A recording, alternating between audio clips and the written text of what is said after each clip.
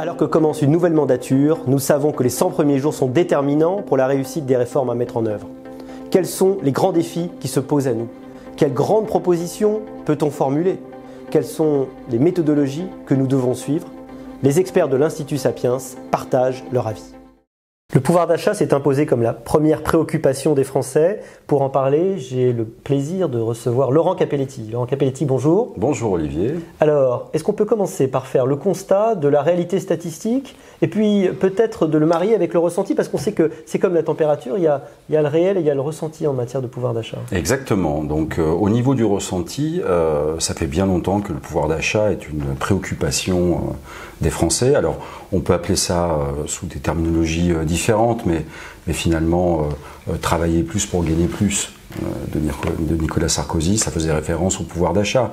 Le programme de François Mitterrand en 81 de meilleure répartition des richesses, plus équitable selon lui, il y avait bien derrière aussi une notion de contribuer au pouvoir d'achat.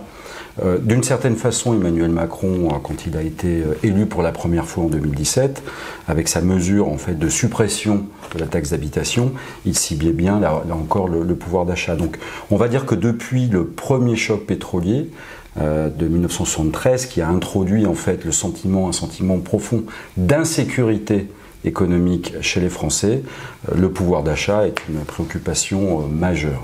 Maintenant, au niveau des faits, les études régulières de l'OCDE, de l'OFCE, de l'INSEE montrent qu'en France, depuis plus de 40 ans, le pouvoir d'achat, sauf 2-3 années d'exception par-ci, 82-83, 2011-2012, a toujours augmenté. Alors certes, 2 fois moins à partir des années 90, 2000, 2010 que durant les 30 Glorieuses.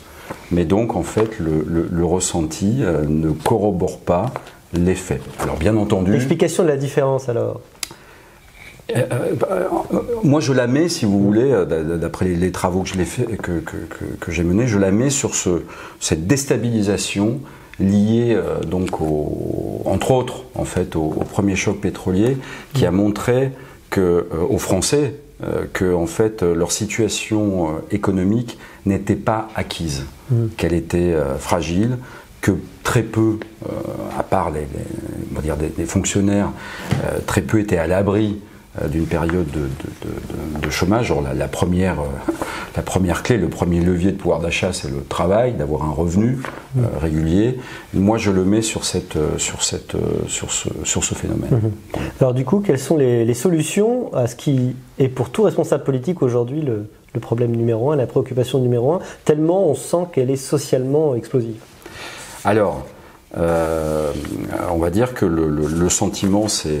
puisque après, dans le ressenti, il peut y avoir des variations aussi. Alors là, il est accru avec donc, le phénomène d'inflation que nous connaissons, lié aux événements mondiaux, la crise en Ukraine, la guerre en Ukraine, etc.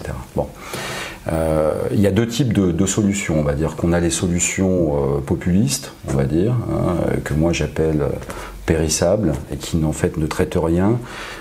L'inflation, le pouvoir d'achat, en fait, c'est quoi? C'est être en capacité, en fait, de continuer à pouvoir acheter des produits. D'où vient la cause que le pouvoir d'achat baisserait? Ça vient soit en fait d'une inflation accélérée des produits que l'on souhaite acheter, alors lié essentiellement donc à des pénuries, à des guerres, à tout simplement à une diminution de la capacité de production, énergie, produits agricoles, etc. Ou bien ça vient en fait de revenus qui diminuent. C'est-à-dire que toutes les solutions consistant, alors après on peut en discuter temporairement pour permettre aux personnes, aux Français de passer le cap, mais ça ne peut être que temporaire. Donc toutes les solutions qui n'agissent pas sur ces causes en fait du pouvoir d'achat et de l'inflation, comme la baisse de la TVA, les chèques, les blocages des prix, en fait, sont éphémères, évidemment. D'une part, elles sont éphémères, d'autre part, elles ne sont pas du tout pérennes, parce qu'à terme, quand vous baissez par exemple la TVA, elle sert à quoi la TVA? sert à quelque chose, et notamment sert à financer pour partie notre sécurité sociale. C'est-à-dire, en fait, en baissant la Donc c'est des solutions qui ne sont pas soutenables budgétairement. D'une part, d'autre part, qui dit que, l'exemple de la restauration l'a montré, qui dit que la baisse de la TVA, les entrepreneurs ne vont pas s'en servir pour accroître un peu, beaucoup, leur marge. Alors, rien ne le dit. Le blocage des prix des salaires, on sait ce que ça donne. On sait ce que ça donne. Ça peut donner donc des pénuries, parce que celui qui vend, s'il ne peut pas vendre en fait au prix du marché, il arrête de vendre, ou il va vendre autre part, et ça peut même développer le marché noir. Donc voilà.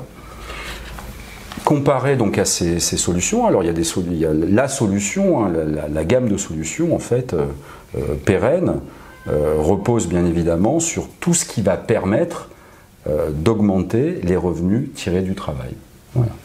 Alors là, vous allez me dire, mais comment on peut faire, hein? Alors, la gamme est large.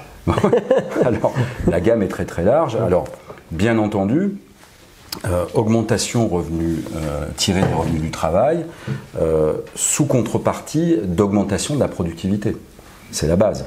Parce qu'évidemment, si vous augmentez les revenus du travail sans contrepartie d'augmentation de productivité, vous remettez en fait, vous réalimentez la pompe à inflation. Hein, donc, augmentation des revenus du travail, tirée d'augmentation de productivité. Il y a en France notamment, il y a des marges de manœuvre énormes. Pas en transformant les entreprises grandes, petites en bagne, en s'occupant des conditions de travail, de l'organisation du travail, de la formation. Les défauts en ces domaines, dans les entreprises petites et grandes, engendrent des pertes de valeur et des coûts cachés gigantesques. Mieux motivé, travailler sur l'absentéisme. L'absentéisme, c'est chez vous que cette fameuse étude avait été faite, confirmée depuis par d'autres chercheurs, c'est plus de 100 milliards d'euros par an de coûts cachés, de perte de valeur, plus de 4% du PIB. Les coûts engendrés par la rotation du personnel, parce qu'on n'arrive pas à fidéliser, les coûts de non-productivité liés à la démotivation des personnes dont les conditions de travail ne sont pas au niveau, les coûts cachés du manque de formation professionnelle. Là encore, une étude qu'on avait fait ensemble, près de 80 milliards d'euros par an. Il y a là des marges de manœuvre énormes pour, à la fois en travaillant donc sur les conditions de travail, l'organisation du travail, bref, la motivation en fait des personnes et leur formation, pour récupérer de quoi alimenter une augmentation des revenus durable et pérenne. Alors on a vu les propositions, quelles sont les méthodes à employer pour progresser? Alors en termes de méthode, il faut impérativement en fait que nous fassions un bond gigantesque dans ce qu'on pourrait qualifier de négociation sociale de proximité.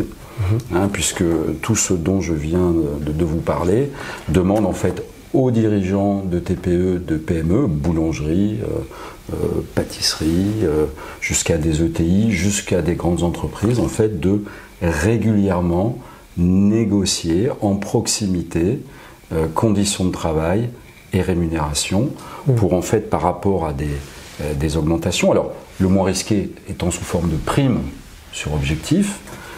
Si c'est des salaires, il faut que les contreparties soient clairement contractualisées. Donc c'est une négociation sur base de contractualisation. Et ça, on se rend compte que dans les grandes entreprises, c'est à peu près bien fait, mais de façon assez globale finalement. Mais dans les PME, les ETI, les TPE, c'est mal fait, pas fait ou insuffisamment fait. Donc la méthodologie, c'est négociation de proximité, périodique et contractualisée partout.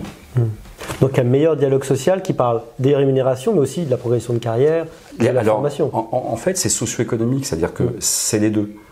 C'est conditions de travail, organisation du travail et rémunération. Voilà. Parce que c'est dans l'amélioration des conditions de travail, de l'organisation du travail, de la formation, qu'on va trouver les gisements de ressources internes pour financer justement les augmentations de rémunération tirées du travail.